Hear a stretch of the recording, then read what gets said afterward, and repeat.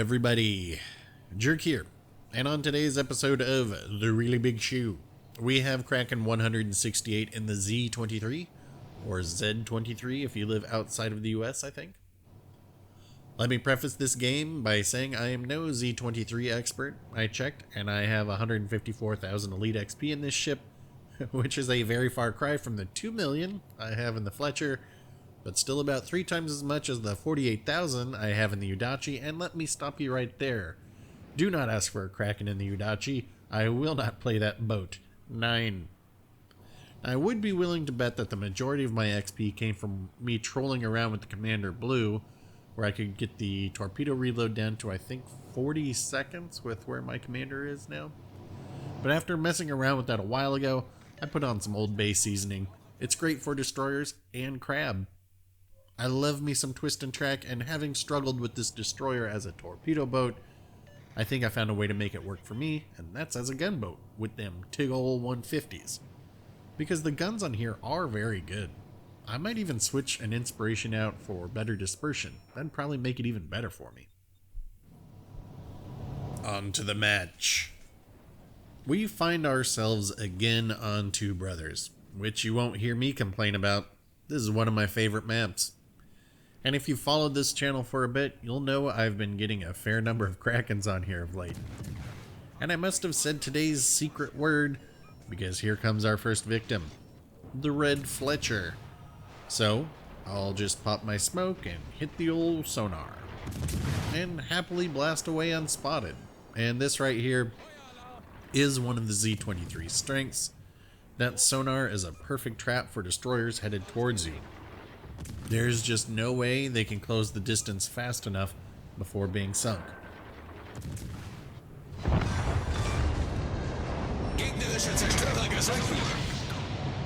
Of course, that Fletcher may have had a chance if the goddamn Wichita behind him had used their radar to spot me.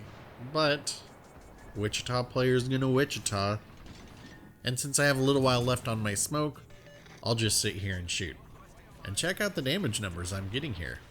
That's all thanks to them tig ol' 150s.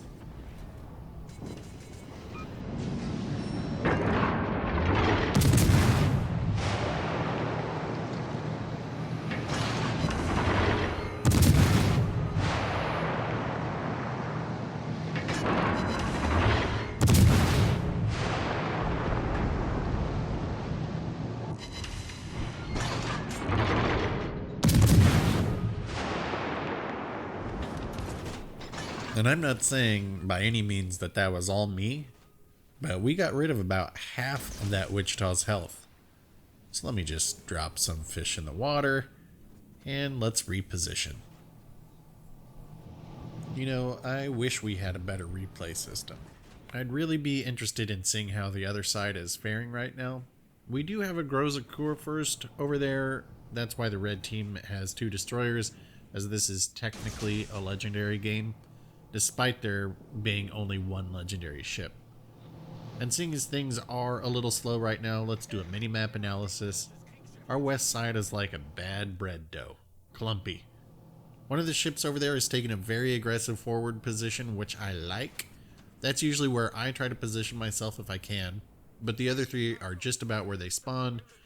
I'd really like to see at least one of those battleships push out to the western islands, but considering they do have a destroyer to contend with, it is a little understandable, but still, everyone in one clump makes a destroyer's torpedoes have a very easy job, so put some space between everyone, people.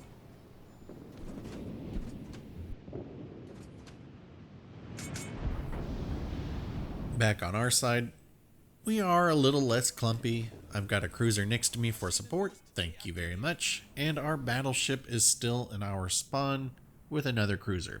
But really, this isn't too bad for us. What is bad here is the move the Roma is going to make.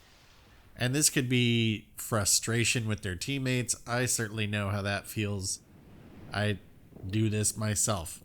But cutting directly towards our base alone, when you know there's a destroyer over here who was spotted not that long ago, well, you don't get much easier targets to torp than this. We connect on a few torps, getting a flood, so we know that Roma is going to use their damage control now. And I'm just gonna sit here and take this opportunity to shoot over the island at the Wichita and try and chip them down a little bit more.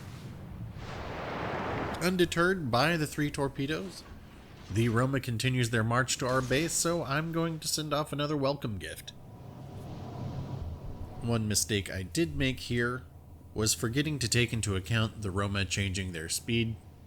It's only natural that most people drop their speed when they take a torpedo and then speed up again. So I'm going to get lucky and just barely clip this Roma with 1 torpedo. But I get the flood, so one way or another, that's the end of the Roma.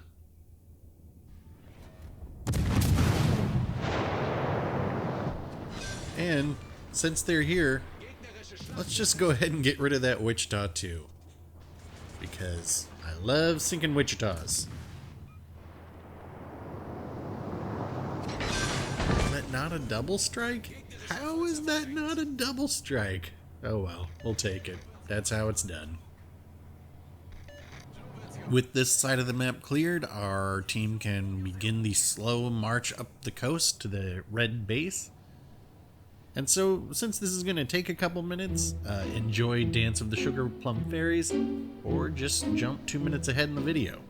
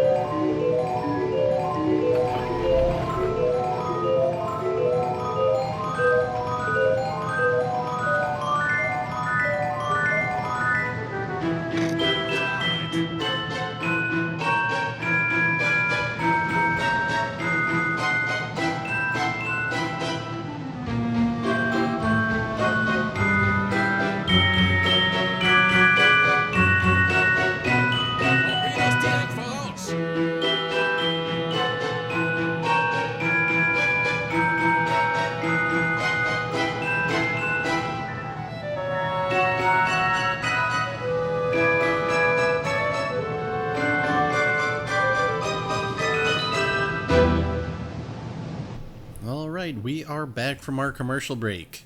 And in case you missed it, I had wisely popped my sonar not long ago thinking that maybe that Otago was going to try and pull a fast one, and boy am I glad that I did, because I tend to be a torpedo magnet. They somehow always just find the tip of my ship. So now that we're up on their base, we can see what we're up against. We have an Odin, the Otago, and way out there is a very weak Richelieu. I'm going to try and torp this Odin, but as to not cause alarm, I'm not going to get on the red base either, as I really don't want to call any attention to my position. So, fingers crossed that he keeps backing up. What I'm looking to do here is get to that island in the back, so I can control which direction I'm fired upon. Using terrain like this is definitely something you'll want in your tool belt, as it's one of those things that lets you dictate the battle on your terms. It's very hard to duck into cover when you're out in the middle of the water, especially for battleships, and that's why when you're getting farmed for damage, it's really not a very good idea to reverse. There's even less cover out there. And while you may take more fire initially moving forward, hopefully you can heal some of that back over time, because being in reverse, you're just prolonging the inevitable, and you might as well just tell your teammates, I'm out, y'all got it from here. Once it became apparent that my torpedoes would miss the Odin, I went ahead and got on the red base. There's not really any reason to hide my position anymore. And you can see I'm watching this Atago. I'm waiting for a broadside shot so I can use this AP, as I know I can hit the Citadel. I found that out the hard way in a different match. So here it comes and it's time to let fly. But he immediately turns back in, so I'm going to have to switch back over to HE. And I'm just going to get pretty lucky here and end up netting the 4th ship sunk. We're down to the last one, and no, I'm not going for the Richelieu, I'm going for the Odin because Odins, and I get pretty lucky here too. But this is creating my own luck by being in the right place at the right time. So yes, I'm lucky that I catch this fire, which ends up sinking him, but had I not been where I am, that never would have happened. And if I was out trying to chase down the Richelieu, then I wouldn't have had this as an option. So there we go. This is actually my first Kraken ever in the Z-23, not the highest damage, and is in fact a 2nd place finish, but I'm okay with that. I did my job. So that's going to wrap it up for this one. Thank you all for watching. Hit like if you like them Tiggle 150s on the Z-23. Hit dislike if you'd rather be in the Udachi. Subscribe if you'd like to see more Krakens and games like this. Leave a comment or question if you have one, and I'll get back out there. We'll talk soon.